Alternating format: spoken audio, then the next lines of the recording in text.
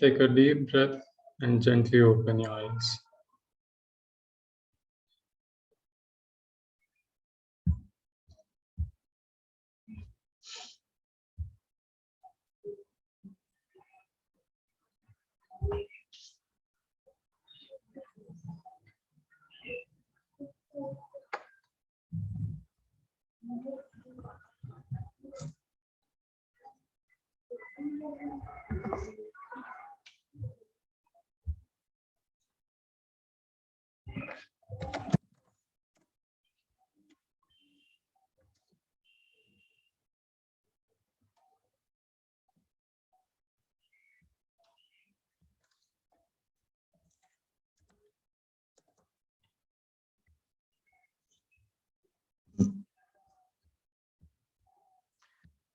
Okay तो कल जो डिस्कस किया फर्स्ट सेशन में जो डिस्कस किया उसके ऊपर कुछ questions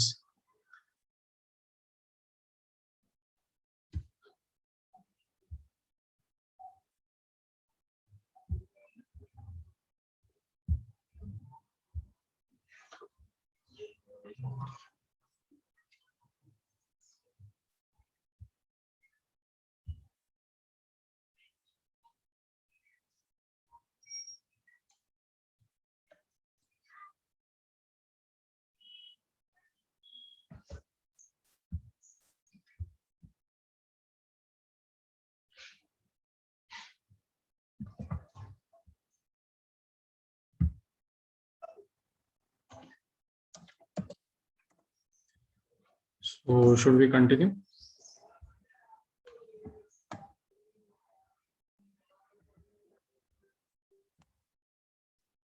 Yes, sir. All right.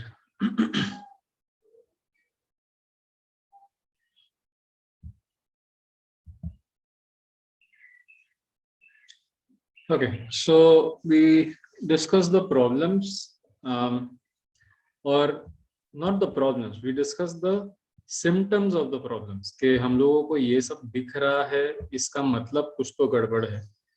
And अब हम लोगों को ये भी डिस्कस मतलब हम लोगों ने बहुत ही एक सुपरफिशियल तरीके से ऊपरी सोच से ये देखा कि हम लोग मतलब the people who are running companies, the people who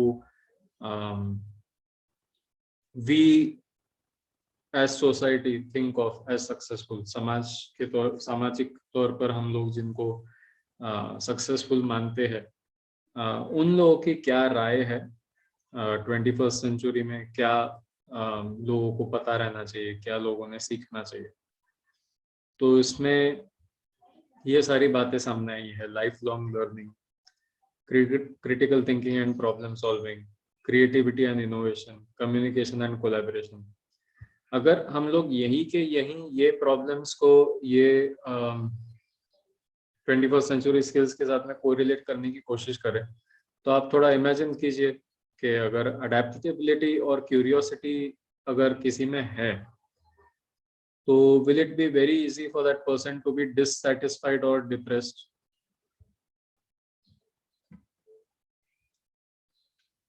जिसको हरदम सीखने की इच्छा है, जिसको हरदम जिंदगी से कुछ ना कुछ इंटरेस्ट है, वो इंसान बहुत आसानी से डिप्रेस्ड या डिससैटिस्फाई हो सकता है क्या?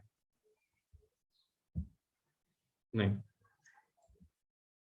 ठीक है, क्योंकि if you are always curious, if you are always wanting to learn, तो आप इतने आसानी से डिससैटिस्फाइड नहीं हो सकते, इतने आसानी से डिप्रेस्ड नहीं हो सकते. Then if you have critical thinking and problem solving, तो critical thinking और problem solving अगर रहा, तो इतने आसानी से environmental destruction वगैरह हो सकता है क्या? या आप हर चीज खरीदने के पहले या हर चीज मानने के पहले आप 10 बार सोचेंगे कि इसके पीछे एक्चुअल सोर्स क्या है? If someone tells you that success means owning a big house and owning big cars, so someone who has critical thinking, someone who has problem solving, क्या वो भी बड़ा घर और बड़ी गाड़ी ले लेगा, या वो 10 बार सोचेगा कि लोग ऐसा क्यों बोलते हैं?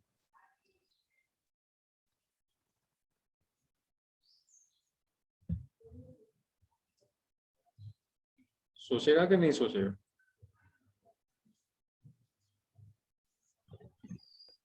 Yes, he will think. है ना? So someone who has critical thinking and someone who has the ability to solve problems, वो हर बार ये सोचेगा कि समाज ऐसा क्यों बोल रही है? Why is everyone saying this? What is the source behind it? What is the purpose behind it? तो ऑटोमेटिकली ये जो चीजें हैं जो एनवायरनमेंट को डिस्ट्रॉय कर रही है, या क्राइम रेट्स का जो एक है, ये सब चीजें it will change. Then creativity and emotion, अगर ये सब creativity and innovation requires a different kind of working, so that we'll discuss further. Now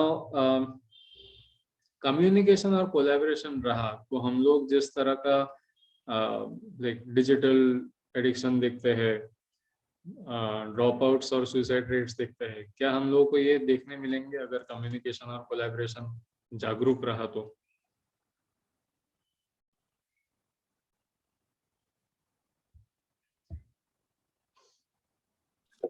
no sir.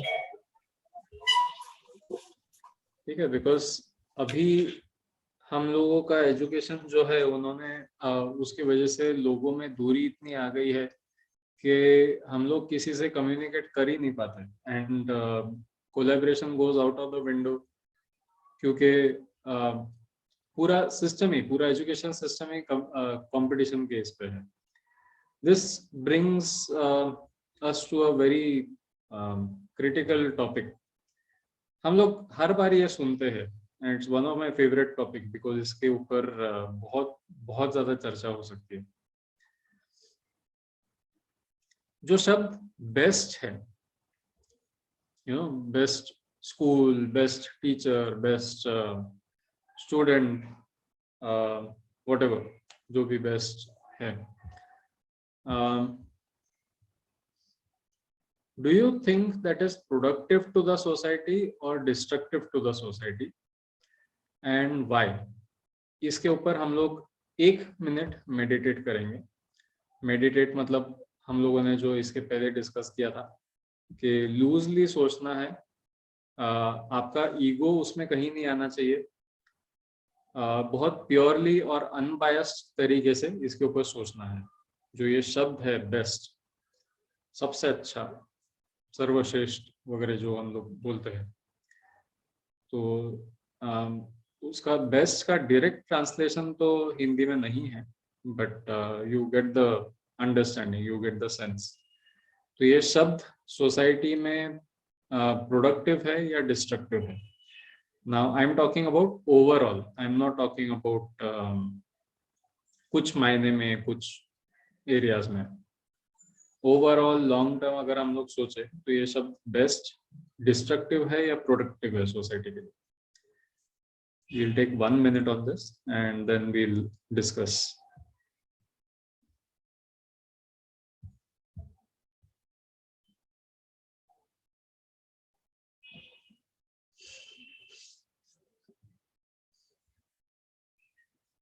आपको इसके लिए लिखना है कुछ तो आप लिख सकते हैं.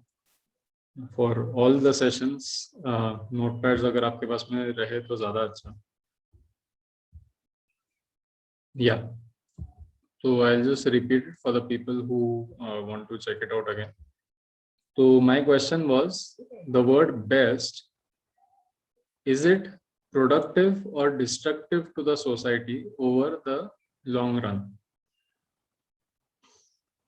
हम लोग दूर दृष्टि से अगर देखें तो जो शब्द है बेस्ट, BEST बेस्ट, ये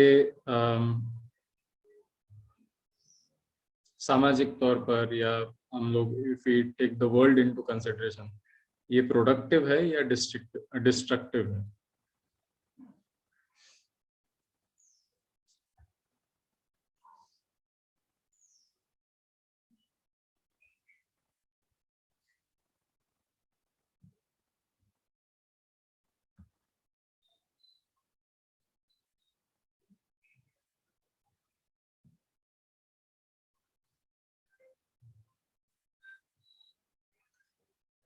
Okay, 1 minute is up, so you can start sharing आपके मन में जो जो गुजरा.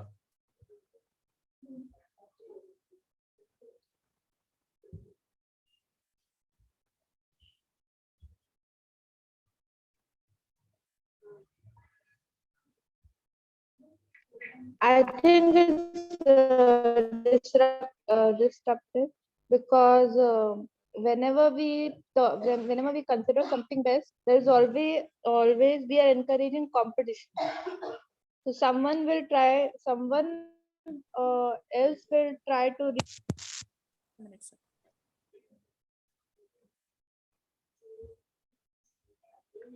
Okay. Okay, sorry for the interruption.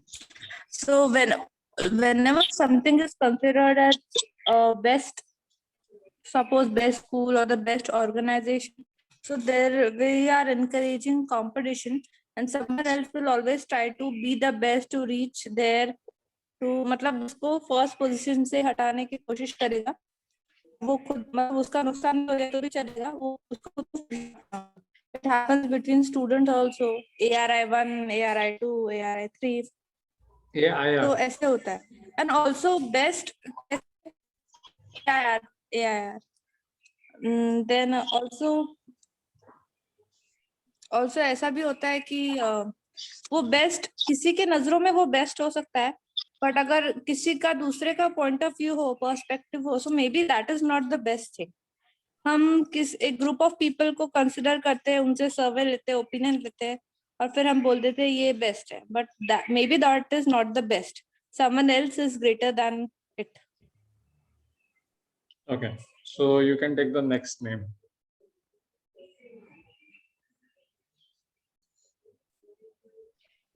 Okay, Bharat sir.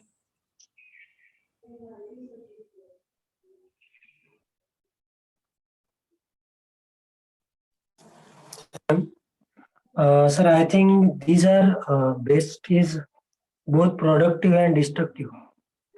Because if you want to be the, so you need to accept changes. You need to change yourself time to time. I have the best example. When Nokia entered into the market, people were thinking that there is no other option for Nokia. Nokia is the best. But he did not accept changes from time to time. And then it is out of market now. So now, yes, it leads to competition, as Bhuneshwari ma'am said. So in this competition, each one is going to be to give their best, whatever they are doing, whatever field they are. So they want to give the best product or best outcome of their organizations. So I think this is both productive and destructive. Okay. Next is Divya ma'am. सब नहीं, खुद के organisation से भी. Nilesh sir. Thank you sir. Best जो है वो productive word ही है, क्योंकि वह और बाकी लोगों में कंपटीशन निर्माण करता है. अगर वो कंपटीशन हेल्दी है तो शायद रिजल्ट बहुत अच्छे आएंगे, और जब तक कंपटीशन नहीं होती सक्सेस नहीं मिलता और जो है लोग आगे नहीं बढ़ पाते. इसलिए मेरे ख्याल से जो बेस्ट वर्ड है, जैसे आपने कहा कि अलग अलग व्यक्ति का अलग अलग पॉइंट ऑफ व्यू होता है, लेकिन हम फिर भी क्लास में कभी रैंकिंग निकालते हैं तो किसी ना किसी को बेस्ट कहते ही है. एक सिस्टम का एक पार्ट होता है. अगर हम अलग अलग दृष्टि से देखें तो फिर हर एक क्राइटेरिया को मानकर हम बेस्ट नहीं निकालते, सीधे क्वेश्चन आंसरिंग हम करके पेपर चेक करके किसी को हम फर्स्ट रैंक दे देते, हम उसको बेस्ट बोल देते. स्पोर्ट्स में जो भी व्यक्ति आगे चला जाता है हम उसको बेस्ट कह देते, लेकिन बाकी पॉइंट ऑफ व्यू नहीं देखे जाते वो किस क्राइटेरिया के अंदर वहां पर जो बेस्ट है वो बेस्ट है. तो मुझे लगता है कि जो बेस्ट वर्ड है वो व्यक्तियों में प्रोडक्टिविटी बढ़ाता है और अच्छा कार्य करने के लिए बाकी लोगों को प्रेरित करता है. इसलिए बेस्ट जो है वो प्रोडक्टिव वर्ड है, डिस्ट्रक्टिव नहीं हो सकता. Okay, thank you. Next name. Next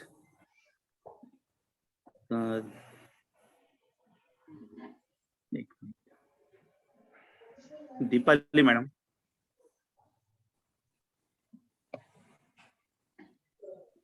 hello sir. Yes, ma'am.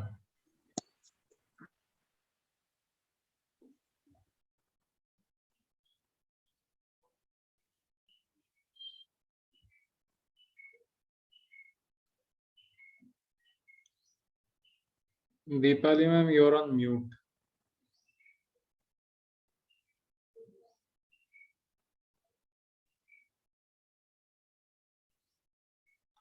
Hello sir, थोड़ा नेट प्रॉब्लम हो रहा है. हेलो, मेरी Okay. आवाज सुनाई दे रही है? हाँ मैम. हेलो. हाँ Deepali ma'am, we can hear you.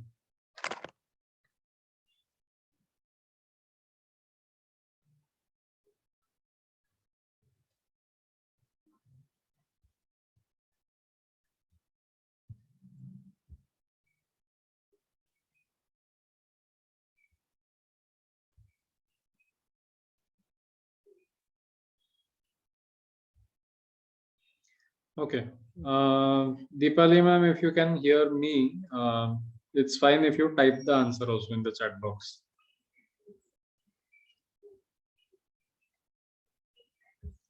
So we'll go with the next person.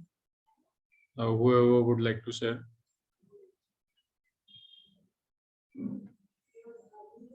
Sir, may I? Yeah. According to me, we have to understand the meaning of best first. Best means you can do, you can मतलब आप जा सकते हो वहां तक. If a person is good, if a boy is good in drawing, we can motivate him through this word. कि अभी तुम good हो, लेकिन you have to give your best in this.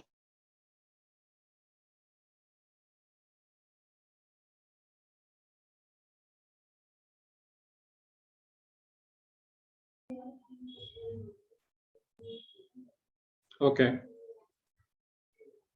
के साथ कंपेयर सकते हैं. अगर कोई चाइल्ड में सिंगिंग की कैपेसिटी है तो हम उसे उन दोनों को कंपेयर नहीं कर सकते कि look he is so good in he is best in drawing and you are just good in singing.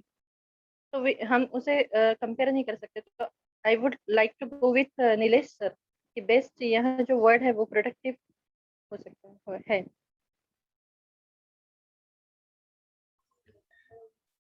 Okay.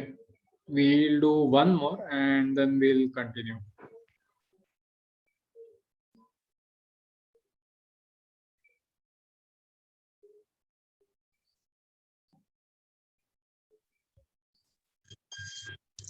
Can I share?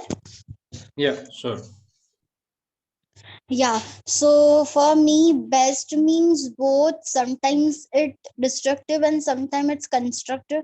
Constructive in the sense that when we compare the best thing for ourselves, अगर हम खुद से वो चीज compare कर रहे हैं, हम पहले गुड थे, बेटर, बेस्ट, हम उसमें जा रहे हैं, सो इट इज गुड. बट हम जब पूरा होल एज ए सोसाइटी के लिए बेस्ट बेस्ट बेस्ट देखते हैं ऑलवेज, तो वहां पे कहीं ना कहीं कंपटीशन कंपैरिजन आ जाता है, तो हम रियलिटी भूल जाते हैं, हम रियल रहना भूल जाते हैं इस चक्कर में कि हमें हमेशा बेस्ट रहना है. So sometime for me it's destructive. Okay. ठीक है.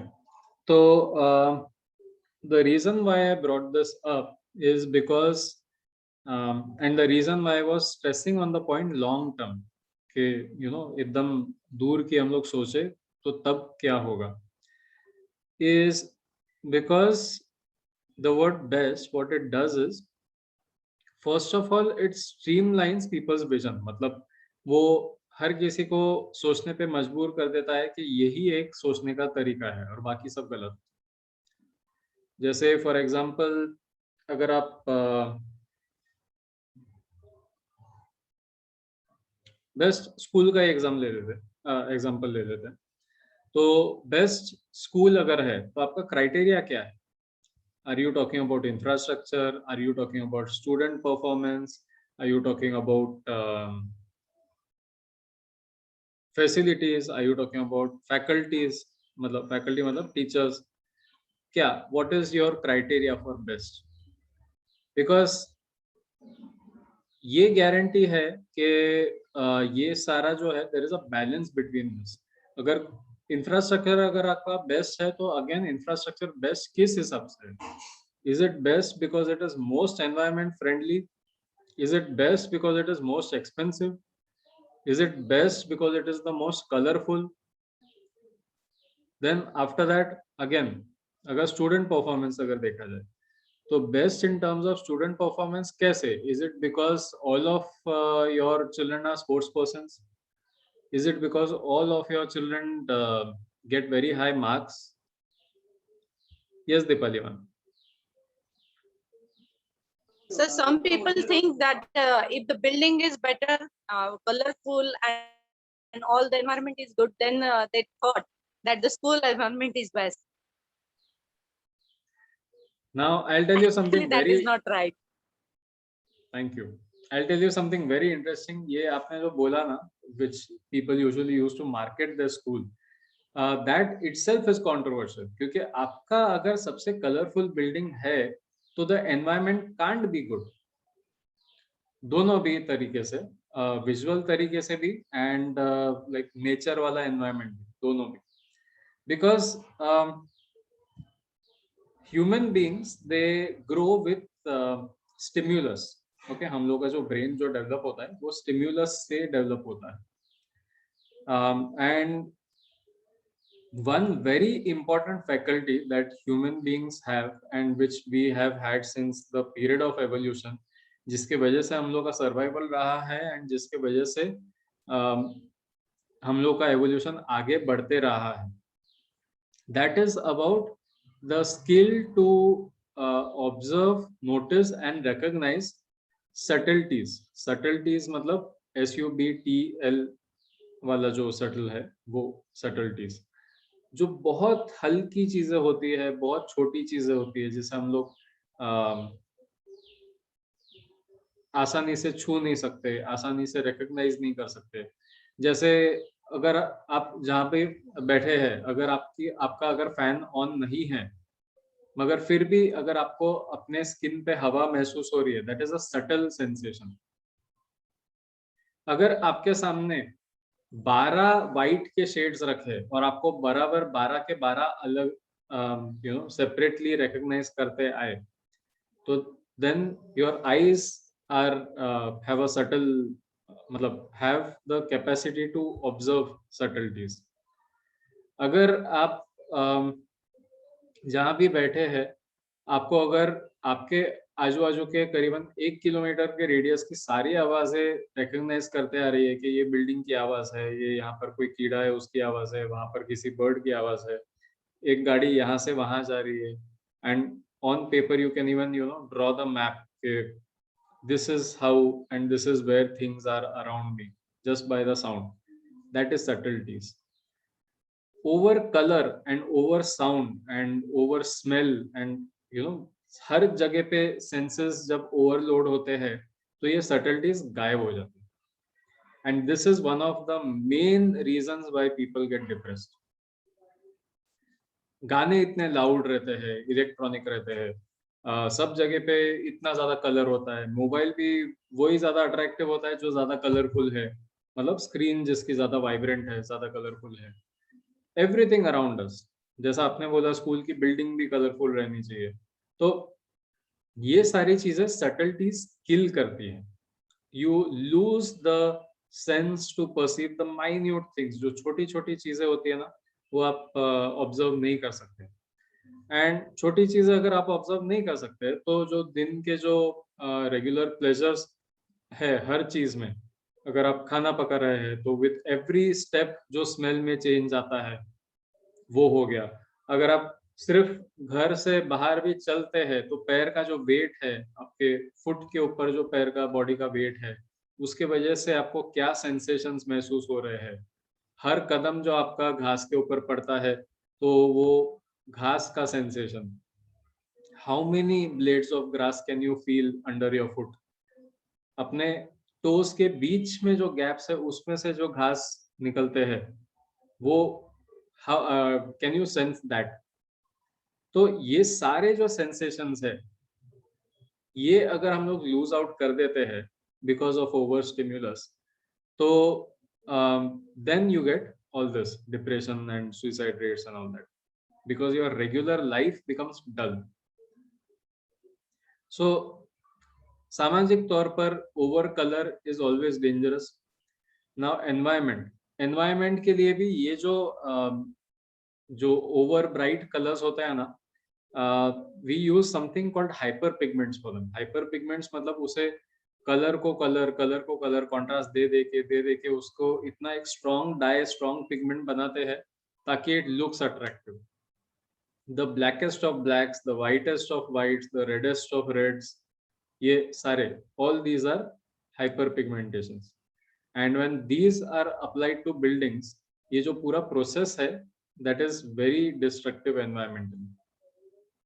सो this is about one example. So this is one reason why best is a very fishy term. उसमें कहीं ना कहीं गड़बड़ है, मतलब आप जहां पर भी यूज करेंगे वो अनफेयर ही रहेगा, no matter where you use it. Because हम लोग जिस दृष्टिकोण से चीजों को देखते हैं, we look at it as teachers. Suppose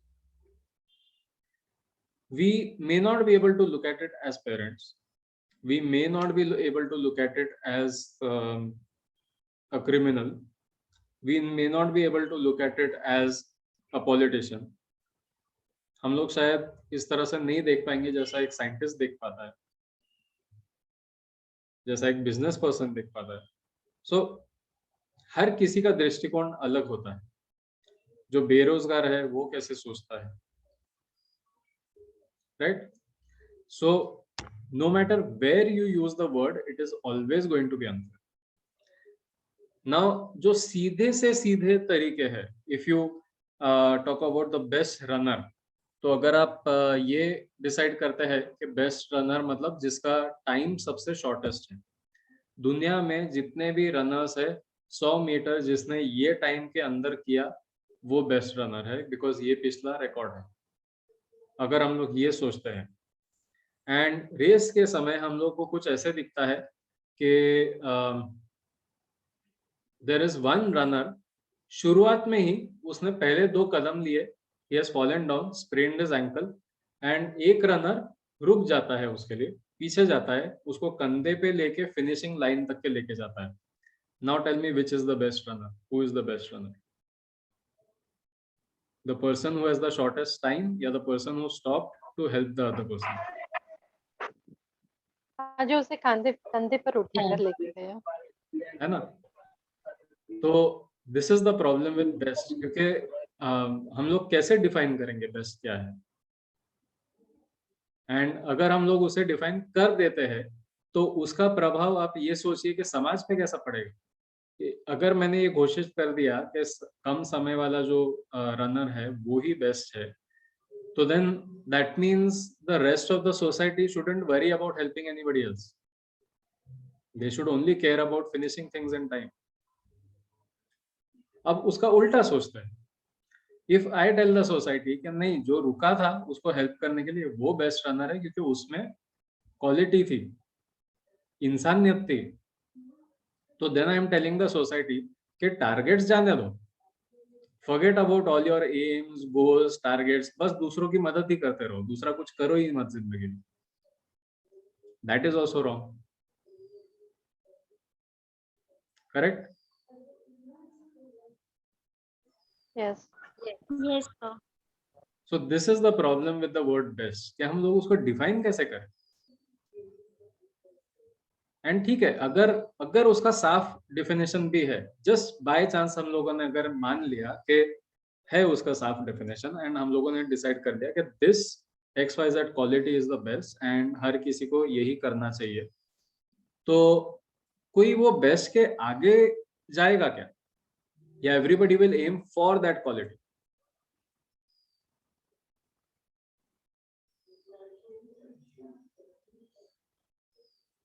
Will anyone try to think beyond that quality?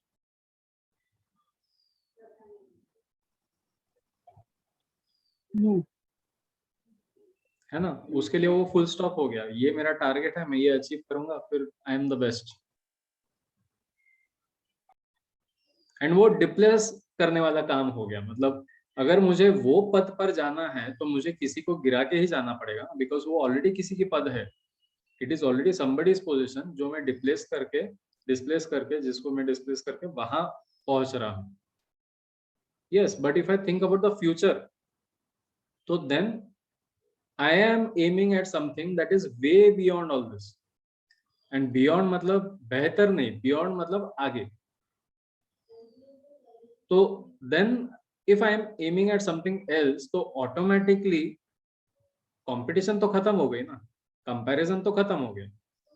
मैं अपना कर रहा हूं, वो अपना कर रहा है. अगर एक जगह पे एक मोबाइल की दुकान खुली एंड वहां पर रोज के 50 मोबाइल बिक रहे हैं अच्छे वाले, तो कोई दूसरा सोचता है कि मैं अगर खोलूंगा तो मेरा भी मतलब मोबाइल का काम चलेगा, तो वहीं पे मोबाइल की दुकान खोलता है, उसके भी ठीक है 50 नहीं 40 बिकते हैं. Now if I have to be the better mobile shop, if I have to be the best mobile shop, then I need to have the best deals. So I will aim for 50 and above, right?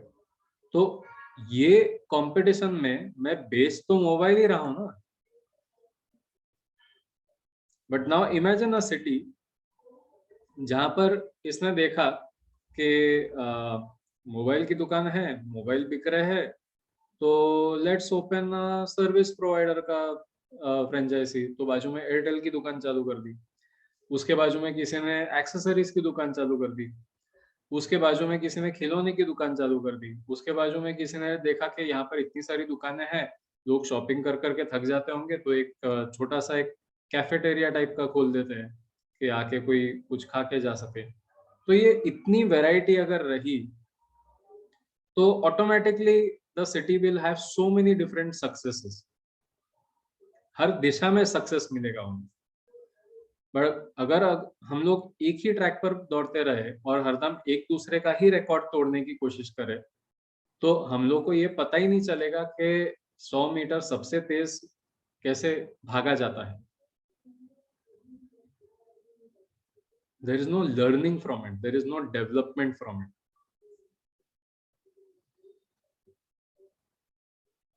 ये समझ में आया? तो we are talking about years in advance, मतलब decades in advance, 50 साल 100 साल आगे की बात कर रहे हैं हम लोग। शॉर्ट टर्म में यस, उससे जोश आता है, एनकरेजमेंट मिलता है, एक इवेल्युएशन का तरीका मिलता है कि यू नो ये देखा तो फिर अगला स्टेप ये रहना चाहिए, अगला स्टेप ये रहना चाहिए, वैसे करके शॉर्ट टर्म में yes it seems helpful, but then you look at it over a period of 25, 50 years, 100 years, तो ये मानसिकता जब सिंक इन हो जाती है, मतलब when it gets absorbed in the social mindset, तो then this becomes a big problem.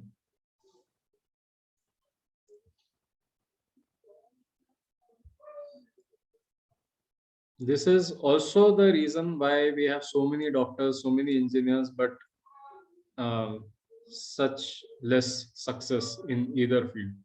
हम लोग ना ही इंजीनियरिंग पे टॉप है, ना ही मेडिकल पे टॉप है एज अ कंट्री।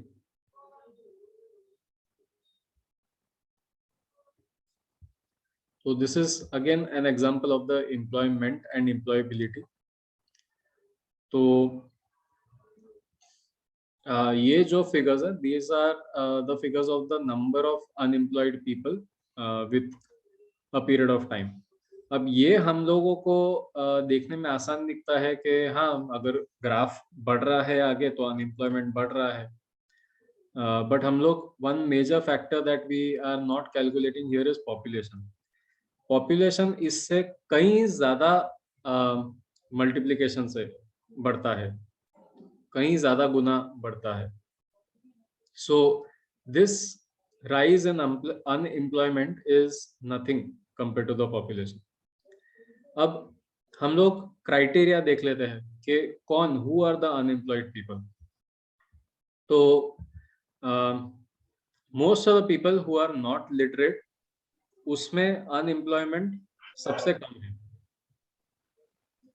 फिर बिलो प्राइमरी तक जो पढ़ते हैं उसमें थोड़ा ज्यादा है अनएम्प्लॉयमेंट, प्राइमरी में और थोड़ा ज्यादा है, मिडिल में और थोड़ा ज्यादा है, हायर सेकेंडरी में बहुत ज्यादा है, डिप्लोमा या सर्टिफिकेट में और ज्यादा है, ग्रेजुएट में सबसे ज्यादा है, पोस्ट ग्रेजुएट में थोड़ा कम होता है,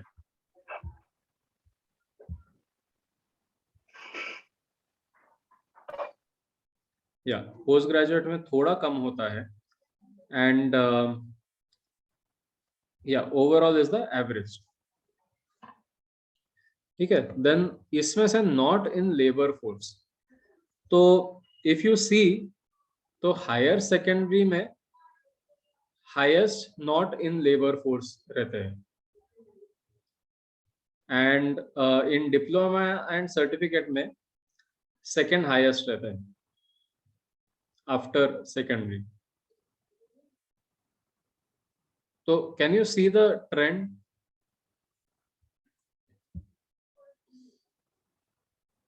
अगर हम लोग ये बोलते कि ये अनएम्प्लॉयमेंट है, तो डिग्री के हिसाब से इट शुड बी ये ना बराबर, ग्राफ के हिसाब से जितनी मेरे पास में ज्यादा डिग्री है उतना कम अनएम्प्लॉयमेंट रहना चाहिए, correct?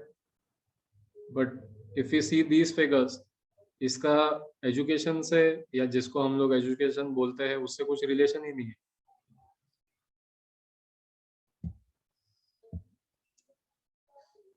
This we already saw some time back. ये कुछ नए developments, this was in 2018 onwards ये पब्लिकली ये सारी चीजें आने लग गई है। उसके पहले भी शुरू थी, but then this is like on press, on record and so on. तो Google, Apple and 12 other companies decide and declare that they will no longer require employees that have a college degree. Google ने already शुरू कर दिया है। Google ने खुद का उनका एक I don't remember what it is called, I think it's Google learning centre या ऐसा कुछ तो भी नाम है उसका, या गूगल ऑनलाइन स्कूल या something like that it is called. तो उस पे वो खुद के कोर्सेज डालते हैं। वो कोर्सेज अगर आप अटेम्प्ट करते हैं तो उसी में से, मतलब वो अपने आप that is a skill, and वो उसी में से फिर खुद के भी लोग उठाते हैं, people who they want to hire as interns, as anyone. So that has begun since quite some time now.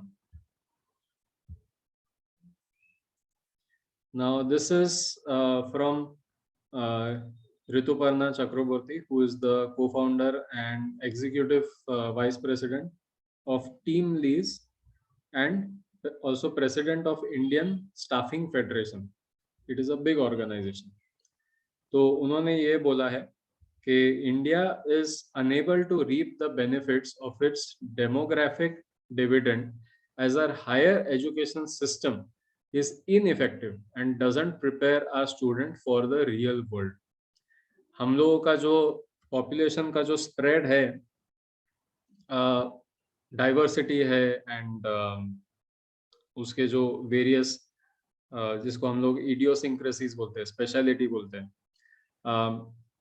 उसको हम लोग टैप नहीं कर पा रहे हैं, उससे हम लोग मैक्सिमम आउटपुट नहीं ले पा रहे हैं, क्योंकि जो हम लोग का हायर एजुकेशन सिस्टम है that is ineffective and it doesn't prepare our student for the real world.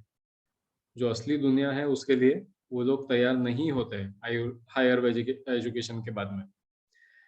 Regulatory cholesterol over decades in education delivered poor employability because of poor trade-offs between cost, quantity and quality. Regulatory cholesterol हम लोग के शरीर में वो चीज होती है जो कंटिन्यूस फुर्ती के साथ में हम लोग अगर अपने शरीर को इस्तेमाल नहीं करते हैं, अगर हम लोग खाना अगर बुरा खाते हैं तो वो धीरे धीरे जमा होना शुरू हो जाता है।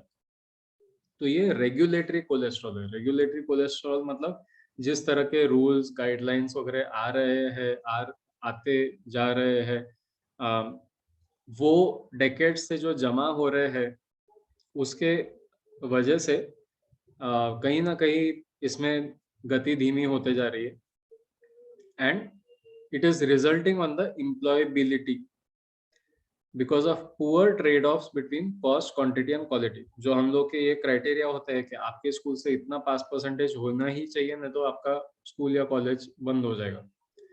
हम लोग जो ये बोलते हैं कि आपके इसमें इतने एडमिशन होने ही चाहिए, ना तो स्कूल या कॉलेज बंद करना पड़ेगा। सो ये सारे जो क्राइटेरिया है, या फिर कुछ ऐसा क्राइटेरिया है कि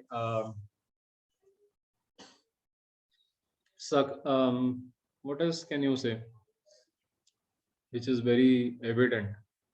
Can you think of any particular signs के अगर schools, colleges अगर यही करते रहेंगे तो क्वालिटी एजुकेशन हम लोग कहाँ से देंगे?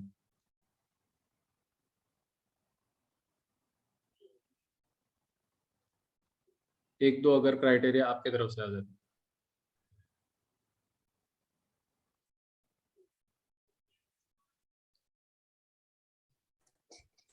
Yes, so if the engineering colleges continue to teach only theory कि मैक्सवेल का इक्वेशन ऐसे निकलता है, ये डिफरेंशिएशन ऐसे सॉल्व करना है, so उसको Syllabus. उसका नॉलेज तो आ जाएगा। हाँ, सिलेबस, वो he will be thorough with the syllabus, maybe उसको यूनिवर्सिटी में पॉइंटर मिल जाएगा ज्यादा से ज्यादा, but where will he apply? तो जो ये इंजीनियर्स आप अभी हम डिस्कस कर रहे थे, इंजीनियर्स, बट उसका पॉइंट वही है कि उनको हैंड्स ऑन कोई एक्सपीरियंस ही नहीं दिया, तो वो करेंगे क्या? हाँ, उनको अगर कोई अभी बोले कंपनी में जाके, no one will pay them to write the Maxwell equation which they are trained to do. तो अगर ये कंटिन्यू रहा, तो अगले साल और हमारे पास 2 लाख इंजीनियर्स होंगे, 4 लाख, 10 लाख होंगे, और स्किल्स किसके पास भी नहीं होंगी। Yes Deepali ma'am. सर वैसे ही है ना, पाइथागोरस प्रमेय हम बच्चों को सिखाते हैं ना, 7वीं क्लास से शुरू होता है, लेकिन बच्चों को जिंदगी में कहाँ पे यूजफुल होने वाला है ये कोई बताता, स्टेप से उसको कैसे सॉल्व करना है ये कोई बताते हैं। वो तो पाइथागोरस याद करके पहली जगह में जरूरी है ना।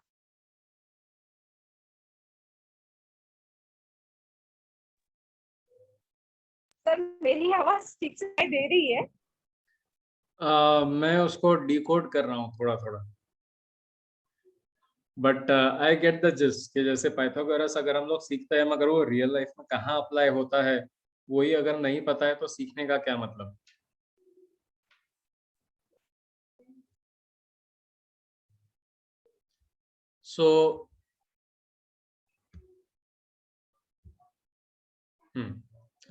सो यस, हम लोग अपना सिलेबस कंप्लीट करने में जब लग जाते हैं तो वापस यही प्रॉब्लम आती है कि we complete the syllabus but then वो सिलेबस का क्या करेंगे, what is the point of that syllabus, वो अप्लाई कहाँ होगा, उसके चैलेंजेस क्या है, पाइथागोरस को क्या क्या सोच आई होगी जिसके वजह से उन्होंने ये थ्योरम निकाला। We don't know about the do you have you heard about the Pythagorean circle, मतलब जो उनका सर्कल ऑफ फिलोसोफर्स और साइंटिस्ट, और तब तो सब एक ही थे ना, कोई अगर फिलोसोफर है तो वो पक्का साइंटिस्ट भी था, वो मेडिकल प्रोफेशनल भी था, वो स्पिरिचुअलिस्ट भी था, सब ऑल इन वन थे। सो पाइथागोरस का ऐसा सर्कल था of people who were like this, people like Archimedes and Socrates and these kind of people. So these are not things that we study, but then they are very useful because they talk to us about community, कि हम लोग अगर सिर्फ qualified लोग हैं तो it is also necessary to build a community of qualified people, तब जाके तो समाज में उतने ऊंचे लेवल की चर्चा होगी ना, तब जाके उतना हम लोग सोच पाएंगे। You can tell me from your personal experience all of you के स्कूल में, कॉलेज में आप जिस तरह के टॉपिक्स पे बात करते थे, जिस तरह के टॉपिक्स पे डिस्कस करते थे चीजें, are you able to still talk and discuss about those topics at that depth, with that much of philosophy, with that much of वो जो चर्चा है today with the current society?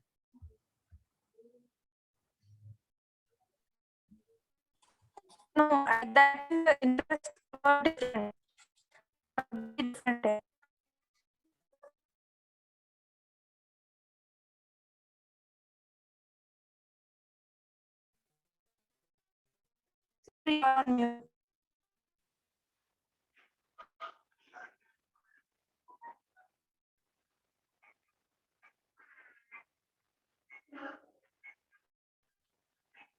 આ જોવાના માટે ટાઈમ છે ને, કપડા લેવાના માટે ટાઈમ નતો, હવે જ્યોતિ બેસી છે, કામ કરવાની ઈચ્છા હોય તો કામ શું છે?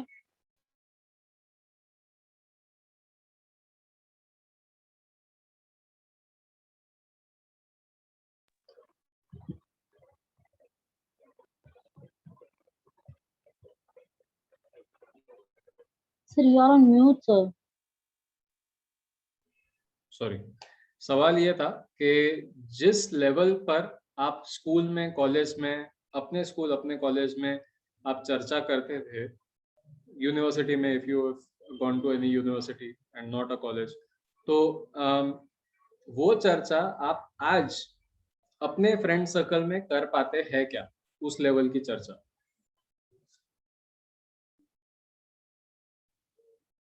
So Dipali ma'am was saying something.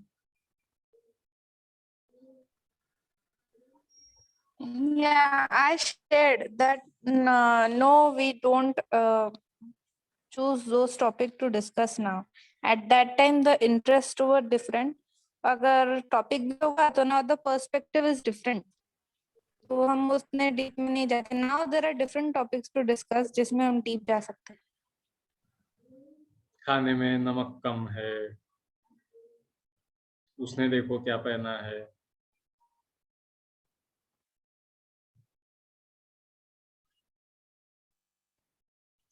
Yes, Dipali ma'am. Sir ऐसे नहीं हो पाता है क्योंकि इंटरेस्ट एरिया जो है उतना डेवलप नहीं किया होता है.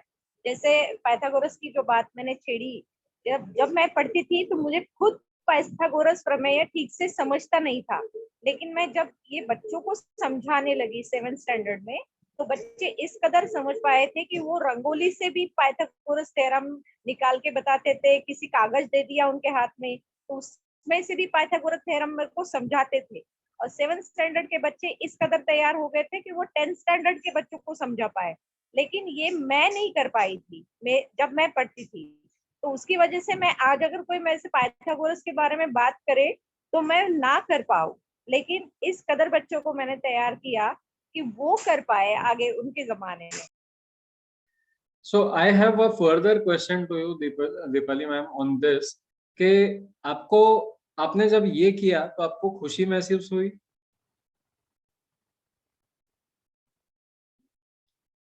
ये जो नए तरीके जिनके वजह से आपके बच्चे तैयार हो पाए, when you discovered this, तो आपको खुशी हुई?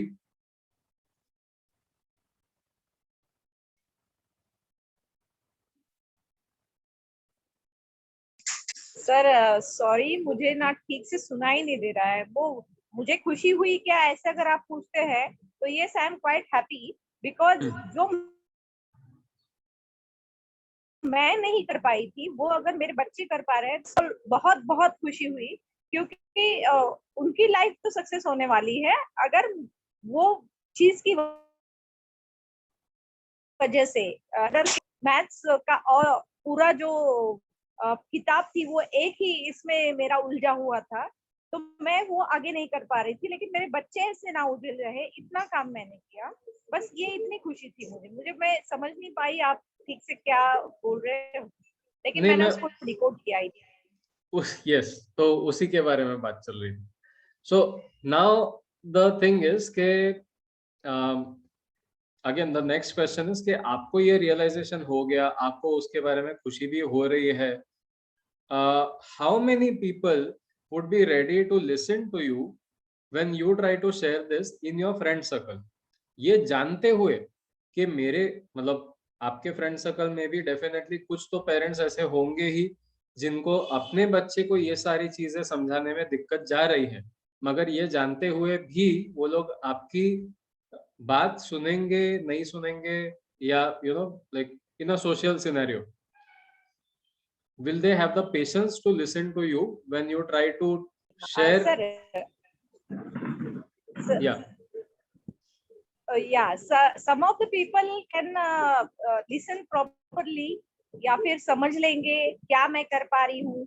कुछ लोग तो पागल समझ के छोड़ देंगे कि इतना सारा कौन करते बैठेगा. एक टॉपिक जो है जिसको 3 लेक्चर्स में खत्म होना चाहिए उसके लिए 30 लेक्चर्स कौन लेते बैठेगा, इतनी सारी मेहनत कौन करेगा. ऐसे भी कहने वाले लोग मुझे मिले. लेकिन कुछ लोग ऐसे हैं जिसमें से यहाँ पे भी कुछ लोग मौजूद है जो समझते हैं इस बात को कि भले ही मेरे 2 टॉपिक कम हो जाए लेकिन ये टॉपिक अगर प्रॉपर्ली मेरा बच्चों के पास जाता है वो ज्यादा मायने रखेगा.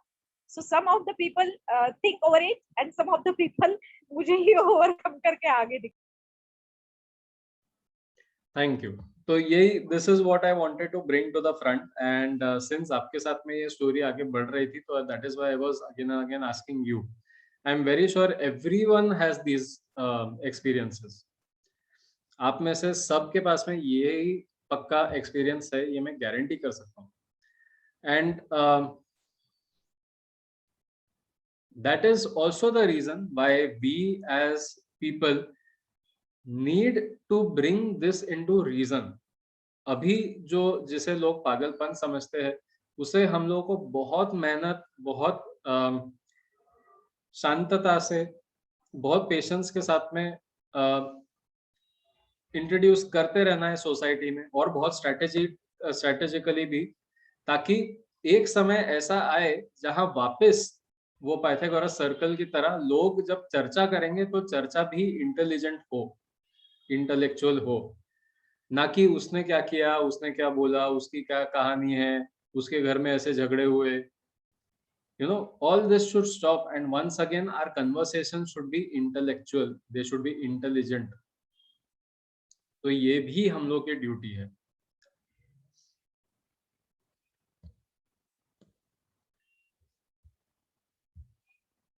Okay, and ये मिशन में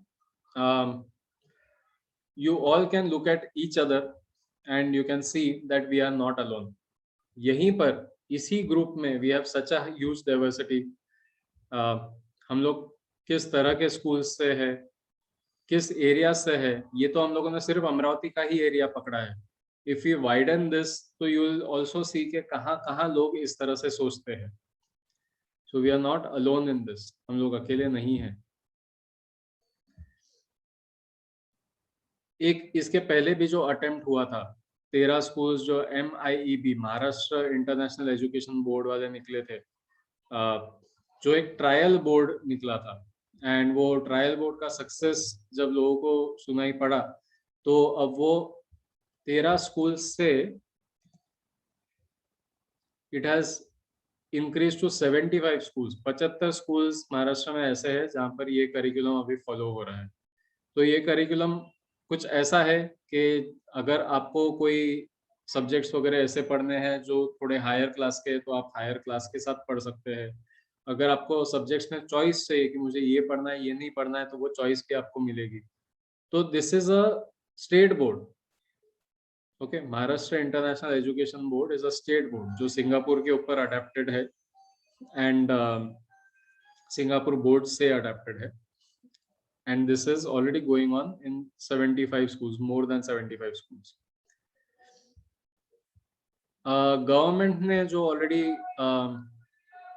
ये शुरू किया है कि SSC बोर्ड का भी ओपन वर्जन है. पहले सिर्फ NIOS रहता था, अभी धीरे धीरे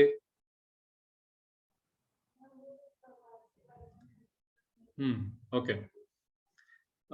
you are of that group, मतलब कौन से ग्रुप में?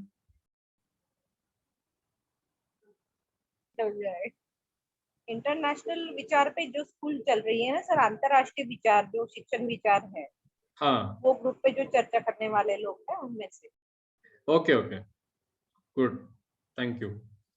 सो या एक समय ऐसा था जब हम लोगों के एरिया में एक भी स्कूल्स नहीं थी इसके selected, but I am happy to hear that more schools in our region are also thinking like this. फिर उसी के साथ साथ में ओपन SSC बोर्ड भी आ चुका है, एंड जो NEP का हम लोगों ने 2019 में ड्राफ्ट निकला था, 20 में अब फाइनली आ चुका है, एंड अभी धीरे धीरे उसका इम्प्लीमेंटेशन भी शुरू हो चुका है. तो अब धीरे धीरे जब people are starting to look at education differently, तो what does it mean that to look at education differently? तो एक तो ये है, अगर हम लोग पहले का ट्रैक रिकॉर्ड देखेंगे तो पहले यही था कि mental education was at the forefront. Physical education फिर थोड़ा सा उसको बढ़ावा देने के लिए इंट्रोड्यूस करना शुरू कर दिया कि अगर आपको अपने बच्चे के ऊपर ये करना है, बोस्ट करना है, तो मेरा बच्चा ये भी कर सकता है, वो भी कर सकता है, तो उसमें physical started becoming as an additional thing कि मेरा बच्चा मेरिट में भी आ सकता है और टेनिस भी खेल सकता है. सो that is how physical started. Emotional की तरह बहुत कम लोग ध्यान देते हैं, एंड स्पिरिचुअल विजडम वगैरह जो है उसके तरफ कोई भी ध्यान नहीं देता। तो हम लोग को शुरुआत यहां से करनी पड़ेगी, रूट से। तो हाउ, मतलब व्हाट आर द प्रूफ्स? तो यहाँ पर these lines are blue because हर जगह पर मैंने एक साइंटिफिक आर्टिकल भी अटैच किया है, which is genuine scientific article, not like the private जो अपने प्रेस के लिए या अपने बढ़ावे के लिए जो पब्लिश करते हैं, not those kind of articles. these are proper Springer, Elsevier वगैरह जो नॉन जर्नल्स है, पीयर रिसर्च जर्नल्स, उसके आर्टिकल्स है। सो पहली बात तो उन्होंने क्या डिस्कवर की कि हार्ट और ब्रेन के बीच में बहुत थिक एक न्यूरल कनेक्शन है। यस मेघना ma'am. Sir, will you going to share this PDF with us? Yes yes, ये मैं शेयर करूंगा क्योंकि मेरा खुद का बनाया हुआ है। Okay, thank you. So you can also open the links and all that, वो पूरा एक्सेसिबल रहेगा आपको, तो आप एक एक चीज डिटेल में पढ़ सकते हैं बाद में। देन दे फाउंड आउट के हार्ट और ब्रेन के बीच में एक प्रॉपर न्यूरल कनेक्शन है, न्यूरॉन्स का जो ब्रेन सेल्स होते हैं उसका कनेक्शन है, एंड वो बहुत थिक है। तो बेसिकली अगर आपकी हार्ट बीट अगर तेज की जाए तो उसका इफेक्ट डायरेक्टली ब्रेन पे पड़ता है। जो हम लोग पहले पहले सोचते थे कि वो दिल हम लोग सिर्फ बोलने के लिए बोलते हैं, बट देन एक्चुअल इमोशंस वगैरह सब कुछ ब्रेन में ही होता है। तो that is not entirely true. there is a difference, there is a connection between the brain and the heart, significant connection। तो आपका हार्ट रेट अगर इंक्रीज किया जाए तो आपको डर या एक्साइटमेंट महसूस हो सकता है, एंड आपका अगर उल्टा मतलब डिप्रेशन वगैरह रिलेटेड अगर थोड़ा सा हार्ट बीट अगर इधर उधर किया तो उसके फियर वगैरह भी आ सकता है। All these things are doable. Then great teachers do not teach.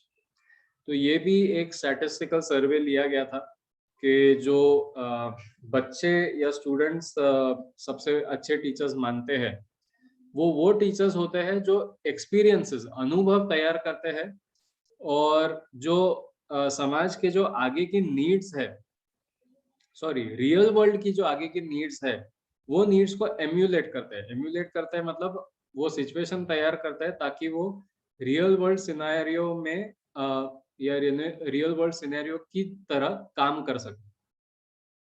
So suppose अगर मुझे अपने बच्चों को उस तरह से तैयार करना है कि आगे जाके सपोज दुनिया में कुछ प्रॉब्लम हुई and we suffer technological blackout future. Technological blackout future मतलब जहां पर टेक्नोलॉजी पूरी तरह से खत्म हो गई है, तो वो कुछ भी हो सकता है। It must be because of robots और आर्टिफिशियल इंटेलिजेंस या न्यूक्लियर वॉरफेयर, कुछ भी, किसी वजह से technology has become very dangerous in the future. And अभी हम लोग जिस तरह से देख रहे हैं, it seems very possible, right? जैसा मैंने आपको आपके प्राइवेसी वगैरह के बारे में भी बताया कि डिवाइस का जो प्राइवेसी है आपका, the moment you get connected to your internet, आपकी प्राइवेसी गई, इट इज ओवर। तो the future is very dangerous in that sense. तो सपोज कोई ऐसा फ्यूचर आता है कि आगे जाके टेक्नोलॉजी नहीं है, तो उस समय में कैसे सरवाइव करना, उसके लिए अगर मैं अपने बच्चे को तैयार करता हूँ तो मुझे उस तरह का वातावरण देना पड़ेगा, एंड वो उस वातावरण से, उन प्रॉब्लम्स से वो लोग सीखेंगे कि उस तरह के फ्यूचर को डील कैसे करना। So great teachers are those people who give that environment and give that experience and emulate the needs of the future। उनको पता, उनका प्रेडिक्शन अच्छा रहता है कि रियल वर्ल्ड में शायद आगे जाके ये चीजों की जरूरत पड़ेगी, इसलिए इस तरह से हम लोग बच्चों को ट्रेन करेंगे, सॉरी ट्रेन नहीं करेंगे, इस तरह से हम लोग वातावरण तैयार करेंगे और बच्चे अपने आप को प्रिपेयर करेंगे। Then chemicals and neuroplasticity. तो ये भी एक बहुत इंपॉर्टेंट चीज है जो हम लोग को ध्यान में रखने की जरूरत है। That is how the brain works. जैसा मैंने आप लोगों को स्टिम्युलस का एग्जांपल दिया कि बहुत कलरफुल चीजें देखते हैं तो वो ओवर स्टिमुलस रहता है. So that is about chemicals and the neural connections, brain जो nerve cells है या brain cells है उसके बीच का जो connection है उसके ऊपर dependent है. तो I can give you a very simple example. जैसे साइकिलिंग का रहता है, साइकिलिंग हम लोग बोलते हैं कि एक बार सीख गए तो वापस भूल नहीं सकते. तो the reason why that happens is, जब छोटे रहते हैं हम लोग तो बहुत जल्दी हम लोग का ब्रेन सीखता है. सीखता है मतलब क्या? एक दिन अगर आपने साइकिल चलाई तो जहां जहां साइकिल चलाने के सेंटर्स है, मतलब हाथ के सेंटर्स है, पैर के सेंटर्स है, आंखों के सेंटर्स है, गर्दन के सेंटर्स है, एंड द अवेयरनेस कि मेरे आजू बाजू में क्या क्या है, वो सारी चीजें जो जो ब्रेन के वो एरियाज है वहां वहां केमिकल्स ज्यादा प्रोड्यूस होगा क्योंकि वो ब्रेन के एरिया ज्यादा यूज हो रहे हैं, ज्यादा इस्तेमाल हो रहे हैं. एक दिन गया वहां केमिकल, दूसरे दिन गया वहां और केमिकल प्रोड्यूस हुआ, तीसरे दिन हुआ वहां और केमिकल प्रोड्यूस हुआ. अब अपनी जो बॉडी है वो थोड़ी लेजी होती है. वो हर रोज बोलती है कि अगर मुझे बार बार अगर वहां पर केमिकल ही प्रोड्यूस करना है तो उससे अच्छा मैं एक काम करता हूँ ना, वहां एक नया वायर दे देता हूँ. तो वो वहां पर ग्रोथ, नर्व सेल्स नहीं, ब्रेन सेल्स का वहां पर ग्रोथ हो जाता है. There are more cells there and वो एरियाज में ज्यादा सेल्स आने की वजह से वो कनेक्शन परमानेंट हो जाता है. अब वो वहां पर एक बार सेल्स आ गए तो अगली बार अगर आपको पहले 5 मिनट अगर साइकिल चलाने में थोड़ी प्रॉब्लम भी अगर जा रही रही, फिर भी वो 5 मिनट के बाद में you will start riding the cycle naturally, कहीं पर कोई प्रॉब्लम नहीं रहेगी. सो दैट इज न्यूरोप्लास्टिसिटी. न्यूरोप्लास्टिसिटी मतलब ब्रेन का वो प्रॉपर्टी जिससे हम लोग परमानेंट चेंज ला सकते हैं. Plasticity is the capacity to bring permanent change. तो एक बार वो साइकिलिंग का बिहेवियर, साइकिलिंग का हैबिट तैयार हो गया तो वो हैबिट कभी नहीं भूल सकते. The same thing can be done for you getting up in the morning. The same thing can be done for any habit that you want to do. Workout का रहा, एक्सरसाइज का रहा, या कुछ भी हैबिट अगर आपको फॉर्म करना है तो वो इसी तरह से होती है. तो अगर आपको एक्सरसाइज या जल्दी उठने का हैबिट अगर करना है तो 21 to 30 डेज अगर आपने कंसिस्टेंटली वो फॉलो किया रिलीजियसली, चाहे संडे हो कुछ भी हो, मैं 5 बजे उठूंगा मतलब 5 बजे उठूंगा, तो डेफिनेटली जो 31st डे है वो 100% एफर्टलेस होगा, बिना अलार्म के, बिना आवाज के, कुछ नहीं. आप जैसे ही सोए बराबर 5 बजे आंख खुलेगी. अब this is how habits work and this is how neuroplasticity works. तो इसको स्टडीज में भी एंड करियर में भी, एकेडमिक्स में भी उसी तरह से समझना जरूरी है, इसी वजह से. नाउ जो हैप्पीनेस करिकुलम जो दिल्ली में तैयार हुआ था, विच इज केजरीवाल के थ्रू, जो अरविंद केजरीवाल के थ्रू जो स्प्रेड हुआ है एंड पिकअप हुआ है, हैप्पीनेस करिकुलम की एक लिंक थी मेरे पास में वीडियो की. अगर मुझे वापस मिलती है तो I will try to share it in the group. आप लोग देख सकते हैं, करीबन 1 घंटे की डॉक्यूमेंट्री है. It is very helpful and it will give you a lot of insight. मतलब बहुत चीजें ऐसी होगी जो आपको ऐसे लगेगा कि अरे ये तो क्लास में बहुत आसानी से किया जा सकता है. तो हैप्पीनेस के हम लोगों के ब्रेन में 4 मेजर केमिकल्स होते हैं, E, D, S and O, endorphin, dopamine, serotonin and oxytocin. तो एंडोर्फिन ये वो केमिकल है जिससे पेन नलिफाई होता है. मतलब आप अगर बहुत लंबी रेस भागते हैं तो एंडोर्फिन प्रोड्यूस होता है आपके मसल पेन को रिलैक्स करने के लिए. आप जो हंसते हैं, जिसे हम लोग लाफ्टर थेरेपी बोलते हैं, तो बेसिकली आप अपने स्टमक को पेन दे रहे हो. You are torturing your stomach तो एंडोर्फिन रिजल्ट होता एंडोर्फिन रिलीज होता है, एंड वो एंडोर्फिन रिलीज होने की वजह से हम लोग को खुशी होती है. Then you have dopamine.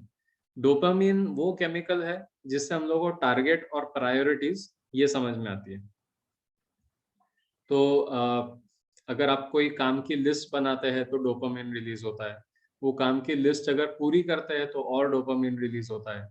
तो वो टारगेट प्रायोरिटीज इससे मिलती है, लक्ष्य जिसको बोलते हैं हम लोग. फिर सेरोटोनिन. तो सेरोटोनिन वो केमिकल है जो हम लोगों को प्राइड देता है. We feel happy if we earn a prize. We feel happy if we get somebody's respect, somebody's trust. तो ये जो प्राइड एंड अचीवमेंट्स वाला है ये सेरोटोनिन है. And oxytocin, which I'm not very sure, हाँ it's here, okay. So oxytocin is about emotional bonding. तो हम लोग जब घर में बच्चों को हग करते हैं, पेरेंट्स को हग करते हैं, आपस में हग करते हैं, गले लगना वगैरह, दैट रिलीजेस ऑक्सीटोसिन. फिर किसी की मदद करते हैं, किसी का अगर कुछ सामान गिर गया है तो आप अगर उठा के देते हैं तो उससे ऑक्सीटोसिन मिलता है. And cortisol is the opposite of all this. It creates fear, survival and insecurity. ये आपका सर्वाइवल वाला ही ये है, केमिकल है. तो ये जो 5 केमिकल्स है, इसमें से 4 केमिकल्स जो है ये हैप्पीनेस वाले हैं, एक केमिकल है फियर वाला है, एंड जो 2 बोल्ड में लिखे हैं उसकी स्पेशलिटी ये है कि unlike endorphin and dopamine, endorphin और डोपामिन, ई और डी जो है वो ये केमिकल्स है जो आपको मिलते हैं. आपने काम किया आपको मिलेगा, आप हंसे तो आपको मिलेगा. So these are selfish chemicals. But जो सेरोटोनिन एंड ऑक्सीटोसिन है ये सोशल केमिकल्स है. आपको अगर अवार्ड मिला तो जिसने आपको अवार्ड दिया, जो देख रहा है आपको अवार्ड लेते हुए, ये सब लोगों को सेरोटोनिन मिलता है, सब लोगों को गर्व महसूस होता है. Oxytocin is also similar. आप जिससे गले लगते हैं उसे, और जो देख रहा है आपको गले लगते एंड आपको खुद को, तीनों में ऑक्सीटोसिन रिलीज होता है. Oxytocin is also the chemical, interestingly, जो रिलीज होता है अगर आप if you are a dog person, मतलब आपको कुत्ते अगर पसंद है, एंड अगर कुत्तों के आंखों में आंखें अगर डाल के आपने थोड़ी देर देखा तो वो डॉग में भी ऑक्सीटोसिन रिलीज होगा एंड हम में भी ऑक्सीटोसिन रिलीज होता है. किसी को आप अगर मदद करते हैं तो जिसको मदद मिल रही है और जो वो प्रोसेस देख रहा है, सबको ऑक्सीटोसिन मिलता है. सो सेरोटोनिन एंड ऑक्सीटोसिन ये social chemicals. And so is cortisol. Cortisol is also a social chemical. कि एक आपके स्कूल में अगर किसी ने बोला कि हम लोगों को कुछ टीचर्स को निकालना पड़ेगा, अभी बहुत मंदी का समय है, एक टीचर को अगर निकाला तो सारे टीचर्स डर जाते हैं. अगर किसी ने अगर किसी को ऑर्गेनाइजेशन में बहुत चिल्ला के कुछ बोला, फिर दोनों का टेम्पर ठीक ठाक हो गया, बट देन जिसने वो प्रोसेस देखा, वो जब अगली बार उनमें से किसी के साथ में भी बात करता है तो वो बहुत डर के बात करता है. That is how cortisol works. एक पर्सन डरा तो बाकी सब डरते हैं. Interesting thing about these chemicals is के ये केमिकल्स खुद के पर्पस से तो रिलीज होते ही है ब्रेन में, बट इसी के साथ साथ में one very interesting fact is कि आप अगर ये बिहेवियर्स प्रैक्टिस करेंगे तो भी ये केमिकल्स रिलीज करवा सकते हैं. फॉर एग्जाम्पल, आप अगर जिम जाते हैं या मैराथन रन करते हैं तो एंडोर्फिन रिलीज होगा. आप अगर किसी की मदद करते हैं, सर्विस करते हैं, तो ऑक्सीटोसिन रिलीज होगा, आपको खुशी महसूस होगी. अगर आप कुछ ऐसा करते हैं जिसके वजह से गर्व महसूस होना चाहिए तो सेरोटोनिन रिलीज होगा एंड आपको खुशी महसूस होगी. अनफॉर्चुनेटली सेरोटोनिन एक ऐसा केमिकल है जिसको ट्रिक भी किया जा सकता है. आप में से ऐसे कितने लोग हैं जिसे खुशी महसूस होती है अगर आपने कुछ खरीदा? If you buy something you feel happy. 1। Sir repeat कीजिए।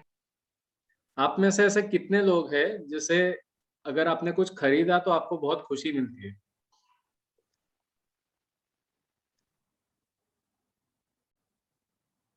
Something new, something shiny, something, कुछ भी आपने खरीदा तो आपको खुशी मिलती है उससे।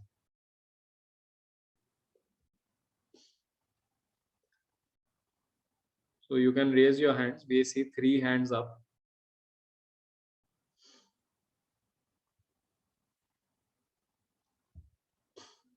4.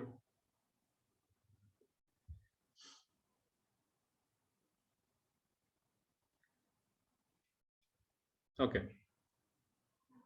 तो ये इसीलिए है क्योंकि our brain translates purchases as a price. Okay, उसे ऐसा लगता है कि because of reward system, because of different other things, अगर आप कुछ खरीदते हैं तो वो बड़े गर्व की बात है। And the shinier it is, और ज्यादा हम लोग को प्राउड लगता है। We feel more proud because of it. आप अगर बहुत बड़ी गाड़ी लेंगे तो और ज्यादा प्राउड महसूस होता है। आप अगर बहुत बड़ा घर लेंगे तो you will feel even more proud. That is how serotonin works. So we have to be very careful of that chemical. Dopamine, again, आप जितने गोल्स बनाएंगे, जितनी लिस्ट बनाएंगे, उससे आपको डोपामिन मिलते रहेगा। अगेन डोपामिन का प्रॉब्लम है कि ये this thing releases dopamine in your brain. आप जितनी बार मोबाइल की तरफ देखते हैं, जितनी बार स्क्रीन की तरफ देखते हैं, जितनी बार आपका फोन बजता है, जितनी बार मैसेजेस आते हैं, हर एक बार डोपामिन रिलीज होता है। Which is why dopamine is so addictive. Sorry, which is why phones are so addictive. आप अगर एक बार स्क्रॉल करना शुरू कर दे तो आपको समझ में ही नहीं आता है कि कितने समय तक आप फोन पे थे। सो that is how dopamine works. Dopamine is also released when you drink alcohol. So alcoholism जो है, that is also because of dopamine. कि आपको आपका जो लक्ष्य वाला जो सिस्टम है, एम वाला जो सिस्टम है, वो गड़बड़ हो जाता है। इसके वजह से हम लोग को समझ में नहीं आता है कि whether I am doing the right thing or the wrong thing. So that is how dopamine works. But as I said कि अगर आप लिस्ट बनाते रहे, प्रायोरिटीज बनाते रहे, जितने दिन आप बराबर समय पर उठते हैं वो अगर आपने सेलिब्रेट किया तो डोपामिन रिलीज होते जाएगा एंड धीरे धीरे you will be in control of setting your behaviour कि मेरे हिसाब से ये सही है तो मैं ये सही कर पाऊंगा। So that is why I have written wag the dog, which is also a song by Mark Knopfler. तो वैग द डॉग मतलब डॉग्स जो होते हैं वो जब खुश होते हैं तो पूंछ हिलाते हैं। इस केस में आप अगर डॉग की पूंछ हिलाएंगे तो कुत्ता खुश होगा। So you can do activities, you can take up habits जिसके वजह से ये रिलीज होगा। एंड ऑब्वियसली अगर आप ये कर सकते हैं तो आपके स्टूडेंट्स भी कर सकते हैं। You can make your students happy और you can help your students understand the source of their happiness by getting them to do these activities.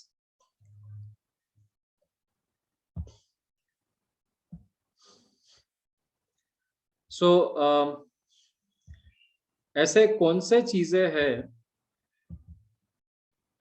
चीजें हैं जो स्कूल क्लाइमेट को इफेक्ट करती है पॉजिटिवली एंड नेगेटिवली? तो वी हैव the fear या negative climate which is all cortisol driven। मतलब इस क्लाइमेट में cortisol ज्यादा रहता है, हाई रहता है। तो वो ऐसी स्कूल है जहां हम लोग देखते हैं कि एब्सेंटिज्म ज्यादा है, बच्चे कम अटेंड करते हैं क्लासेस। वो स्कूल है जहां सस्पेंशन ज्यादा होते हैं, फटाफट एक के बाद एक लोगों को सस्पेंड किया जा रहा है, बच्चों को, टीचर्स को। सब्सटेंस अब्यूज, वहां के बच्चे छोटे होने के बावजूद भी उसी उम्र से वो लोग अल्कोहल पीना शुरू करते हैं, ड्रग्स लेना शुरू करते हैं, सिगरेट बीड़ी फूकना शुरू करते हैं। That is substance abuse. काफी बार आप ये भी देखते होंगे कि वो लोग आई थिंक आईआईटी या कोटा बंसल कहीं कहीं का तो भी ये किस्सा है कि वो लोग आयोडेक्स के सैंडविच खाते थे, क्योंकि वो लोग ऐसा बोलते थे कि उससे कंसंट्रेशन ज्यादा बढ़ता है और पढ़ाई ज्यादा अच्छे से होती है और नींद नहीं आती है। Have you heard of this, Iodex के सैंडविचेस खाना? No, sir, it is very surprising. Iodine Vicks का सुना था सर कि विक्स लोग खाते हैं करके, लेकिन आयोडेक्स का नहीं सुना था। हाँ, सो maybe this must be happening near Punjab. Punjab के पास. तो यस अनिल सर, सुना है आपने? यस सर, इंजीनियरिंग की स्टूडेंट ज्यादातर खाते थे सर इसे। Yes. Dipali ma'am, you also have something to add? Yes, Iodix, whitener, I heard about this. Yes, whitener में टर्पेंटाइन होता है जिससे भी एक नशा चढ़ता है, so it is also a part of this. तो all this comes under substance abuse. के आपको क्यूरियोसिटी है, हम लोग भी काफी बार जाते हैं petrol pump and if you like the smell of petrol तो हम लोग थोड़ा सा सूंघ लेते हैं, बट इसका मतलब ये थोड़ी है कि हम लोग उसको बोलते हैं कि भाई एक बीकर भर के दे ताकि मैं घर पर इसको सूंघ सकूं। So that would be substance abuse. Turpentine की अगर आपको स्मेल अच्छी लगती है, अल्कोहल की स्मेल अच्छी लगती है, तो you can smell it when it is around. That doesn't mean you buy a bottle of alcohol just to smell it. All that comes under substance abuse. Then bullying, जो बड़े बच्चे छोटों को टॉर्चर करते हैं, जो पुराने स्टूडेंट्स नए स्टूडेंट्स को टॉर्चर करते हैं, all this comes under bullying. Reduced retention, reduced retention मतलब धड़ाधड़ पेरेंट्स अपने बच्चों को लेके जा रहे हैं, टीचर्स भी छोड़ छोड़ के जा रहे हैं। This is also fear, negativity. Then teacher burnout, ये सारे किस्सों को संभालते संभालते सबसे बड़ा भार पड़ता है टीचर्स पर, जिसके वजह से टीचर्स थक जाते हैं, एग्जॉस्ट हो जाते हैं एंड काफी बार ऐसी सिचुएशन आ जाती है कि छोड़ो, लेट इट बी। एक आधी चीज अगर गलत हो गई, कहीं गलती हो गई, let it be, let's see what happens. वैसे भी चिल्लाने ही वाले हैं या कुछ ना कुछ गड़बड़ होने ही वाला है, हरदम ही होती है, कुछ नया नहीं है। That is teacher burnout. On the other hand, a positive school culture. A positive school culture is where ये जो 4 है EDSO, इसके बारे में थोड़ा बहुत अवेयरनेस है लोगों को। जरूरी नहीं है कि ये 4 केमिकल्स का नाम पता रहे कि अवेयरनेस है, उनको सिर्फ ये अवेयरनेस है कि अगर हम लोग स्कूल में फिजिकल एक्टिविटीज ज्यादा ली तो बच्चे ज्यादा खुश होते हैं, गेम्स पीरियड ज्यादा दिए तो बच्चे ज्यादा खुश होते हैं, अगर ज्यादा खुश हुए तो घर पर पेरेंट्स से भी वो मोबाइल कम छीनते हैं।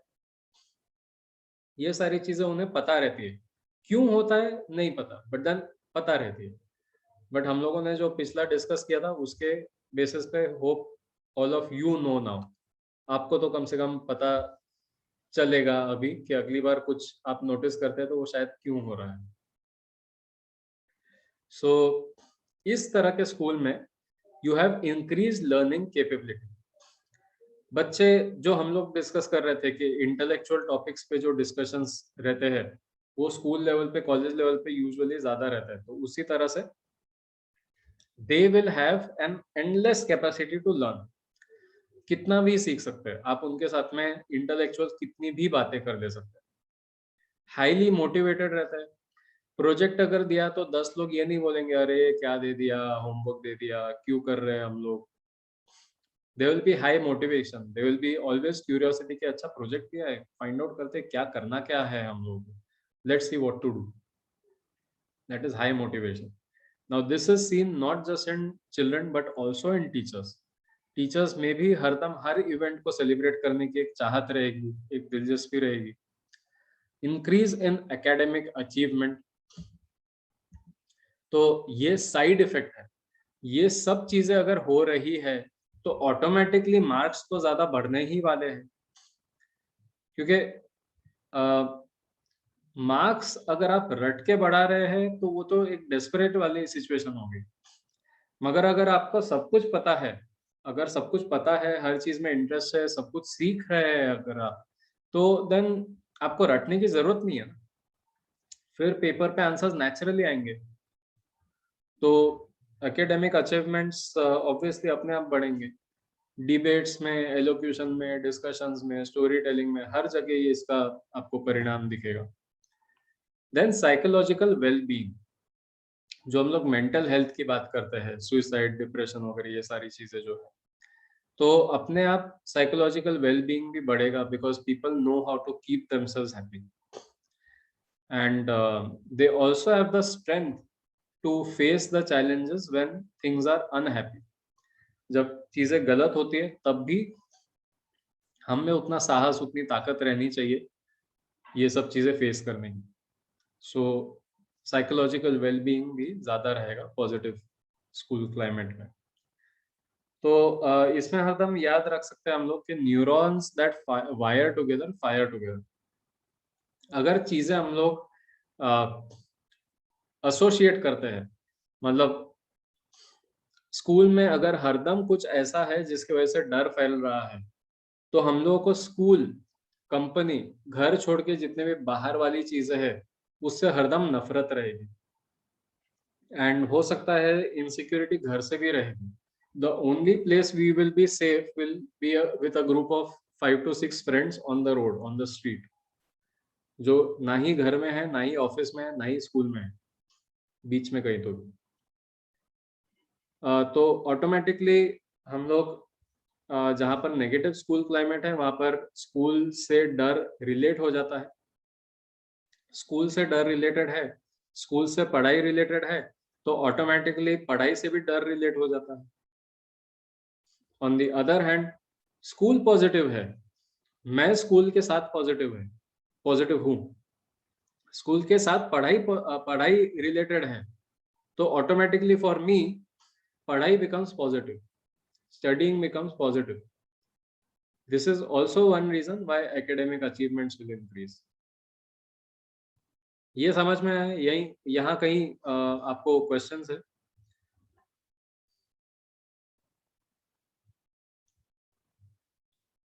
Or is this clear?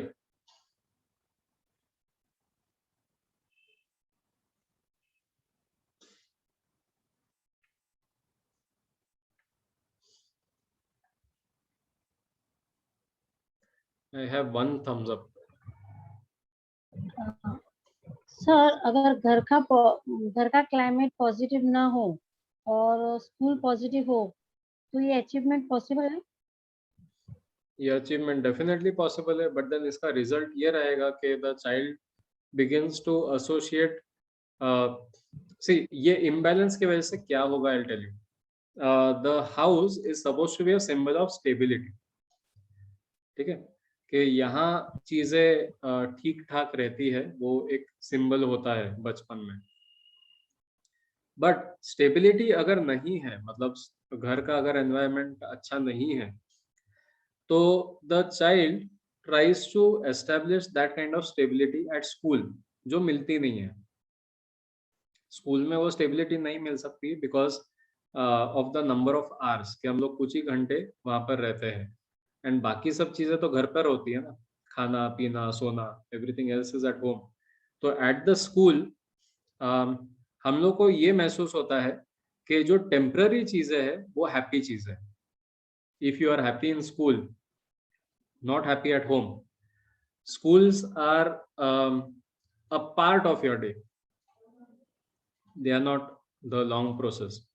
तो ऑटोमेटिकली हम लोग के दिमाग में ये हो जाता है कि ये जो ट्रांजिएंट चीज है, जो मुझे, जहाँ पर मुझे थोड़ा सा समय बिताना है, वो हैप्पी चीज है, एंड जो परमानेंट चीज है वो अनहैप्पी चीज है। You understood the connection? तो ऑटोमेटिकली मेरा जो बॉन्डिंग है, I will start depending on my friends I will start depending on the school staff. I will start depending on the teachers. And then again, as teachers, it becomes very critical for us to handle that child as a parent, not as a teacher, to balance this out. फिर धीरे धीरे वो system तैयार होता है जहां पर वो बच्चा ये सोचना शुरू कर देता है कि स्कूल भी तो घर ही है, because the stability is not given by the number of hours that you are spending at school, but because of the quality of the time the teacher is giving to the child. उसके वजह से the child feels कि नहीं, stability doesn't mean infrastructure, stability doesn't mean building, stability does not mean bed कि मुझे खाना पीना वगैरह यहाँ से मिल रहा है तो यही stability है. Stability means the relationship that you have with people.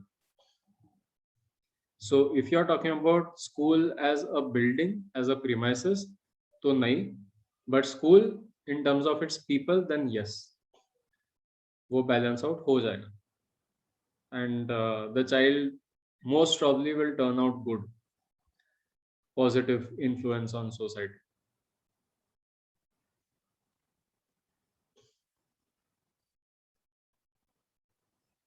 Any other questions?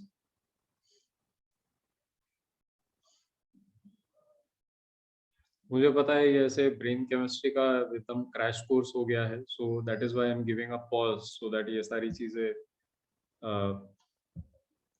थोड़ी सी सेटल हो जाए. एंड लेट्स सी इसके आगे क्या है. हाँ, so how about we bring yes Bharat sir. Sir, आपने जो केमिकल्स बताए, एंडोर्फिन, डोपामिन, सीरोटोनिन, वो जो स्लाइड थी उसके नीचे एक थॉट था, तो वो थॉट का मीनिंग नहीं समझा. डॉग वाला.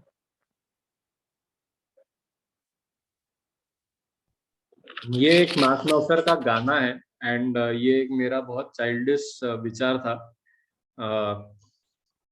and since it was one thought in my head since a long time, and since I'm a big fan of Mark Knopfler, so I thought it would be fun to put it here, so to speak. तो ये मेरे मन में बहुत सालों पहले एक विचार था कि अगर डॉग्स जब खुश होते हैं तो अपनी पूंछ हिलाते हैं, दे वैग देयर टेल, एंड जब दुखी होते हैं तो वो टेल नीचे चली जाती है, पैरों के बीच आ जाती है. हम लोग बोलते हैं कि दुम दबा के भाग गया, you know, so when they get afraid, Yes. they hide their tail. तो अगर पूंछ ये उनके इमोशंस का साइन है, तो क्या हम लोग वो पूंछ को उस साइन की तरह पोजीशन करके डॉग के इमोशंस बदल सकते हैं? Like for example, a dog gets happy and then it wags its tail. But if I wag the tail of the dog, अगर मैं डॉग को वैग अगर करता हूं, तो क्या वो डॉग हैप्पी होता है? समझ में आया?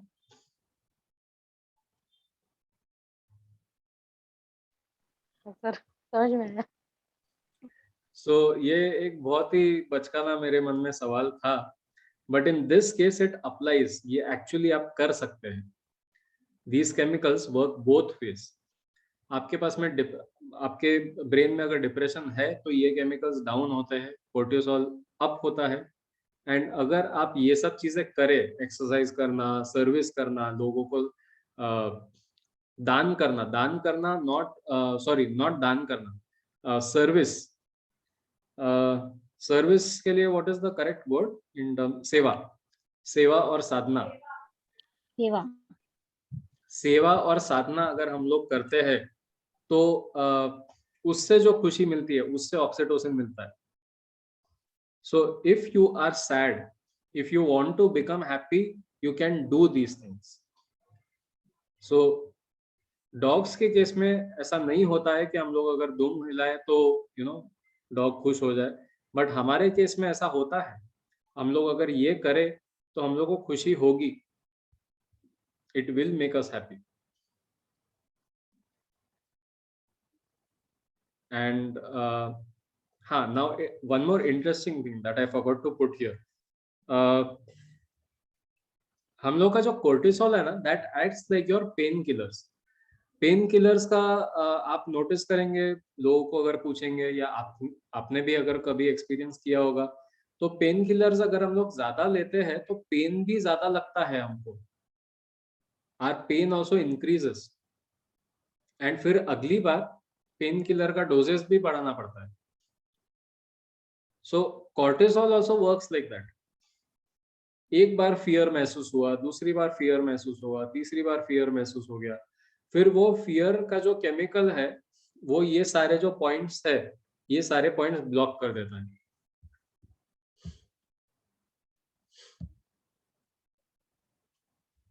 Yes, continued stress.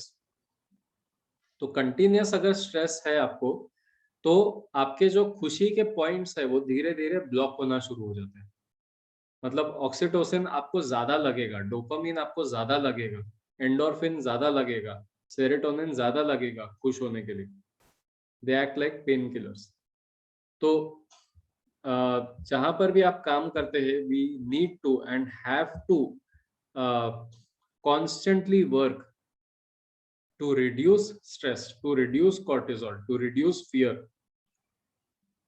एंड ये काम करने के यही तरीके हैं. एक्सरसाइज करो, गैजेट से दूर रहो, अल्कोहल से दूर रहो, फिर do things that make you proud really. कि आज मैंने कुछ ऐसा किया जिसके वजह से बहुत लोगों की मदद हो गई, and I did not take the credit for it, I gave the credit to somebody जिसको उसकी जरूरत थी. या फिर किसी और ने क्रेडिट किसी और को क्रेडिट जाना चाहिए, मगर कोई और हम लोगों को क्रेडिट दे रहा है, तो हम लोग डिसाइड करते हैं कि नहीं, let me come out in the public and tell them कि ये काम इसका है, इसकी मेहनत की वजह से हुआ है. That will also release serotonin. Being honest, being truthful also releases serotonin. Okay. Then oxytocin, तो सर्विस, साधना, सेवा, ये सारी जो चीजें है. दान नहीं, नॉट दान, क्योंकि दान से थोड़ा सा प्राइड, सेरोटोनिन तो रिलीज होता है, उसी के साथ में घमंड भी होता है. That is dangerous, that is over release of serotonin. तो नॉट दान, सेवा, दैट विल हेल्प यू. ठीक है. Now this slide is clear. ये स्लाइड पे किसी को कोई कंफ्यूजन है?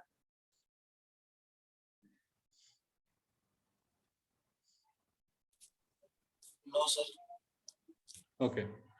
So again, a reminder that we are discussing all these things because happiness curriculum is also a part of education. And these things, these activities help in the bringing about of school climate. तो मतलब अगर आपने actively जो गांधी जयंती के आसपास में जो ये रहता है,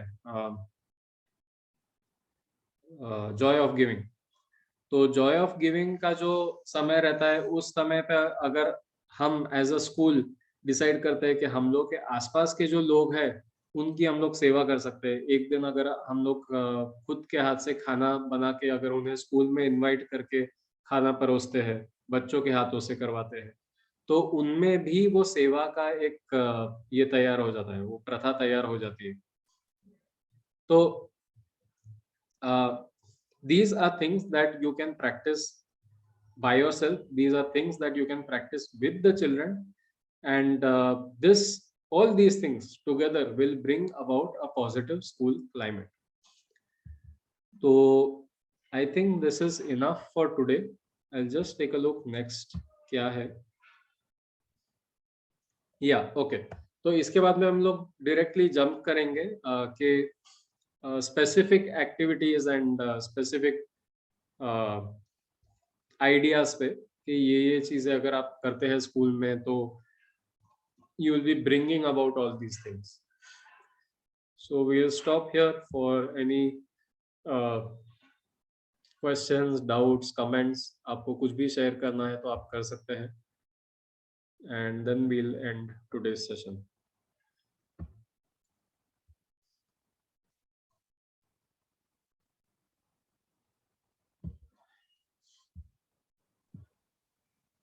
So seva means that practically done. Yes, you are giving time, not money. Yeah. Thank you.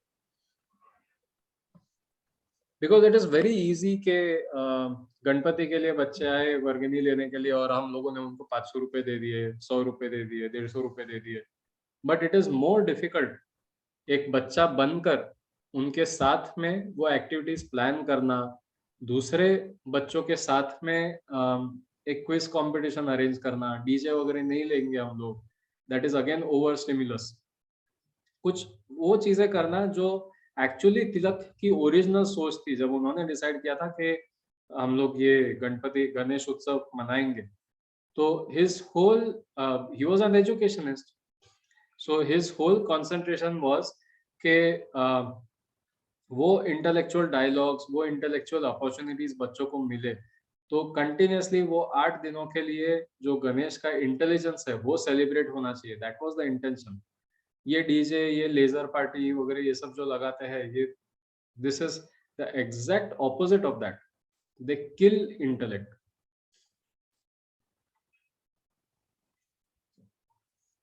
Thank you Anil sir.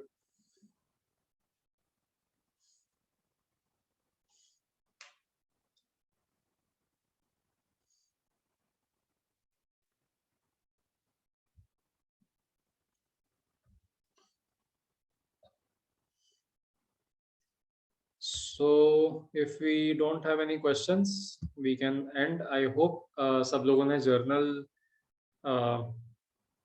का सिस्टम शुरू कर दिया है.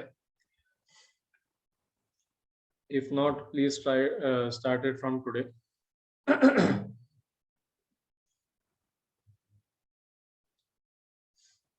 एंड जिन लोगों को ये डर है कि कोई पढ़ लेगा वगैरह, आप कोड लैंग्वेज बनाओ ना अपनी.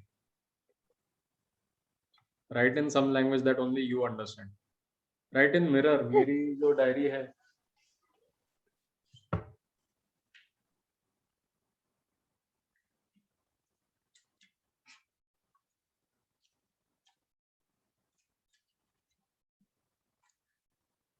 एक बार ऐसे ही just to explore, I had written a few pages in mirror, I think, if I remember. हाँ, yes.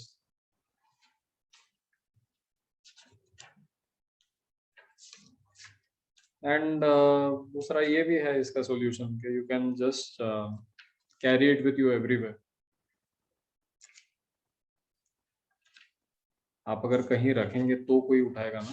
अगर हरदम आपके पास रहे तो कोई उठा सकता है. Excuse me, sir. Yes. Last time when we started the general, actually we used to write only like particular physically है कि mentally what are the changes like that. तो वैसे लिखना है क्या? Or we can write in the paragraph wise. Paragraph wise, but the content can be anything. मतलब आपको अगर आपने जो एग्जांपल दिया वो लिखना है तो वो भी लिख सकते हैं, कुछ और लिखना है तो कुछ और भी लिख सकते हैं. गाड़ी के डिक्की में रख सकते हैं सिक्योरिटी के लिए.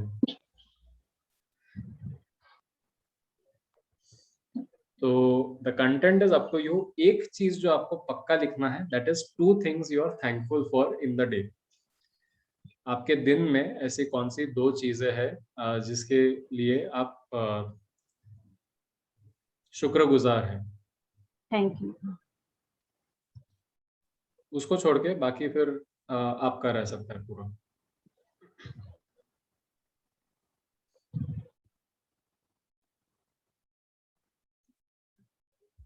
ठीक है. Thank you very much.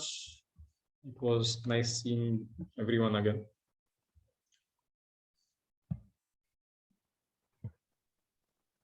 Thank you, sir. Thank you, sir. Thank you, sir.